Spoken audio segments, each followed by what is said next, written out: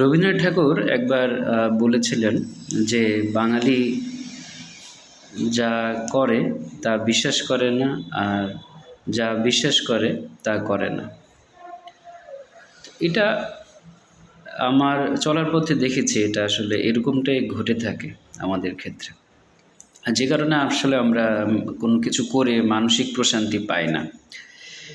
তো আমাদের আরেকটা সমস্যা যেটা হলো যে আমরা কোনো একটা জিনিস শুরু করি, খুব আড়ম্বর করেই শুরু করি, এটা শেষ করতে পারি না আমরা।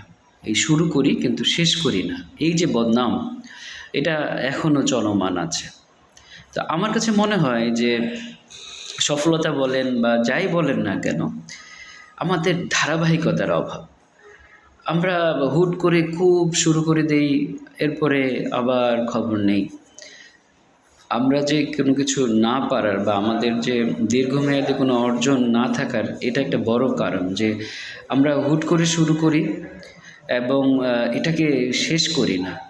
মনে হয় এটা না করে আমরা যদি একটু পরিকল্পনা নিয়ে ধীরে ধীরে নিয়মিত এবং প্রতিদিনই খুব অল্প অল্প করে কোনো একটা কাজ করে যাই দীর্ঘদিন ধরে, পার্টিকুলার কোনো একটি সেক্টরে যেখানে আমাদের আগ্রহ আছে, আমাদের ভালো লাগে, তাহলে আমি আশা করি একটা ভালো আউটপুট আসবে ধীরে ধীরে অল্প অল্প করে।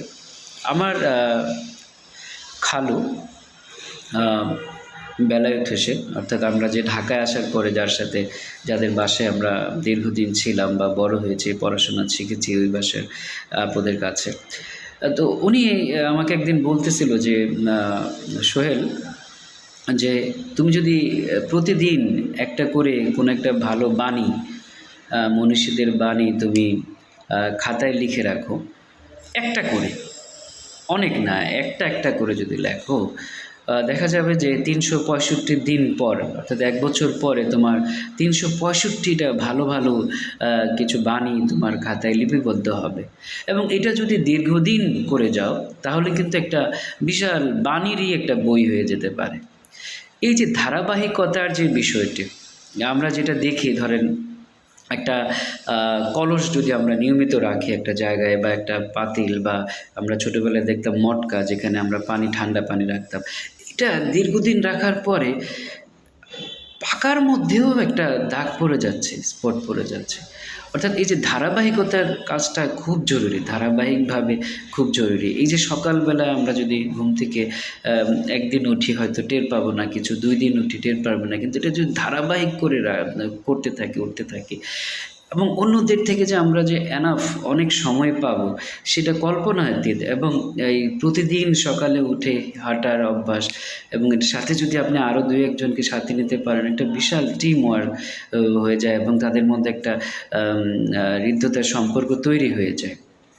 এই যে কিছু কাজ অল্প কিন্তু কন্টিনিউয়াস যদি থাকে, আমার ছাত্রদের ক্ষেত্রে দেখি যে তারা পরীক্ষার আগে এসে খুব পড়াশোনা করতেছে এবং ভালো রেজাল্ট করতেছে, কিন্তু এই পড়াটা না মাথায় থাকতেছে না বা তাদের হৃদয়ে গাঁথতেছে না। কারণ হলো ধারাবাহিকতার অভাব। কন্টিনিউয়াসলি যদি আমরা ইন্টেনশনালি ধারাবাহিকভাবে কোনো একটা কাজ করে যাই, পড়াশোনাটাও যদি আমরা প্রতিদিন প্রতিনিয়ত অল্প অল্প করে রেগুলার, তাহলে একটা আউটকাম কিন্তু একসময় পাবেন আপনি। আর এটা কেন ইন্টেনশনালি করতে হবে কাজগুলো, পজিটিভ কাজগুলো বা ভালো কাজগুলো? কারণ হলো আমাদের ব্রেন নেগেটিভ কাজ ইজিলি করে। আমি যখন সায়েন্স কোচিং ছিল মিরপুর 10-এ, তখন আমার একটা ক্লাসে আমার স্যার বলতেছিল যে if you fail to plan, you are planning to fail. অর্থাৎ আপনি যদি ভালো একটা জিনিস করার জন্য পরিকল্পনাটা না করতে পারেন, আসলে আলটিমেটলি আপনি ব্যর্থ হওয়ার জন্য যা যা করা লাগে তার সব কিছুই কিন্তু আপনি করতেছেন। এইটাই একটা আজব জিনিস। তাহলে ইন্টেনশনালি আমাদের একটা কোনো কাজ ধারাবাহিক করে যেতে হবে। এই যে আমার খালু বলছিলেন যে প্রতিদিন যদি এক লাইন করে একটা বাণী তুমি তোমার ডায়েরিতে রাখো, তোমার এই ডায়েরিটা একটা একসময় সম্পদ হয়ে যাবে। আপনি যদি একটা বই পড়েন, সেই বইয়ের 20টা বাণী যদি আপনি আপনার একটা খাতায় লেখেন প্রতিদিন নাম দিয়ে দিয়ে দিয়ে, বছর শেষে আপনি বিশাল সম্পদের মালিক হয়ে যাবেন। এবং আপনি যখন ডায়েরিটা খুলবেন, যখন মন ভালো থাকবে বা মন খারাপ থাকবে, দেখবেন যে আরে কী করে আসছি, আরে কী, মানে এই ম্যাজিক আপনার এইগুলো আপনাকে বুস্ট আপ করবে যখন আপনার খারাপ সময়গুলোতে আসবে। যখন আপনি দেখবেন যে আপনার পিছনের অর্জনগুলো যখন রিকল করবেন, দেখবেন যেন অনেক কিছু। তো এই জন্য আমি মনে করি যে পরিশ্রম বা অন্য কিছুর থেকেও ধারাবাহিকতাটা খুব প্রয়োজন। আপনি যখন জীবনের ধারাবাহিকতার বিষয়টা নিয়ে আসবেন, কন্টিনিউয়াসলি আপনি যখন একটা ভালো কাজ করবেন বা ভালো একটা চর্চা করবেন, ভালো একটা অভ্যাস, হ্যাঁ, আমাদের যেটা হয় যে যে কোনো একটা ভালো অভ্যাস, যে মানুষকে সালাম দেওয়া, আপনি প্রতিদিন সালাম দিলেন, আপনার ছাত্রদেরকে দিলেন, বড়দেরকে দিলেন, ছোটোদের দিলেন, ফ্যামিলির সবাইকে দিলেন, এটা যে কি প্রভাব পড়বে মানুষের মধ্যে। আমার শিক্ষক ছিলেন Bangla Sabuj sir, doctor Mashiuddowla school and কলেজে যখন পড়তাম আমি, তো স্যার আমাদেরকে আগে সালাম দিতেন, এসেই আমাদের সালাম দিতেন, যেটা হচ্ছে এরপরে আমরা এই একটা প্রতিযোগিতার মধ্যে যে স্যারকে আমরা কীভাবে সালাম দেওয়া যায়। এই যে মানে আপনার থেকে কিভাবে অনুপ্রাণিত হবে মানুষ, আপনি চিন্তাও করতে পারবেন না। আমি যখন কমিউনিকেশন, বিজনেস অ্যান্ড কমিউনিকেশনের যে সাবজেক্টটা পড়াই, বা আমি বলি যে আমরা অনেক টিপস জানি যে কীভাবে মানুষের সাথে কথা বলতে হবে, কীভাবে শুরু করতে হবে, কীভাবে শেষ করতে হবে। কিন্তু আমি বলি যে good soul is best communicator for communication skill. আপনার মনটা যদি ভালো থাকে, আত্মাটা যদি ভালো থাকে, এই যে আপনার নিয়তটা যদি ভালো থাকে, আপনার কমিউনিকেশন স্কিল না জানলেও আপনার থেকে যে পজিটিভ এনার্জি চারপাশে ছড়াবে, আপনি বিলিভ করতে পারবেন না যে কী বিষয়ক পরিবর্তন আসতে পারে আপনার চারপাশের মানুষের মধ্যে। আপনার মনটা যদি ভালো করেন এবং আপনি যদি শুদ্ধ কিছু, আপনাকে অনেক কিছু করতে হবে এরকম কিছু না, অল্প কিছু জিনিস, কিন্তু এটা ধারাবাহিকভাবে করে যাবেন। এবং ভালো কাজগুলো ইন্টেনশনালি করতে হবে, কারণ আমাদের ব্রেনটা তৈরি হয়েছে নেগেটিভ জিনিসের জন্য।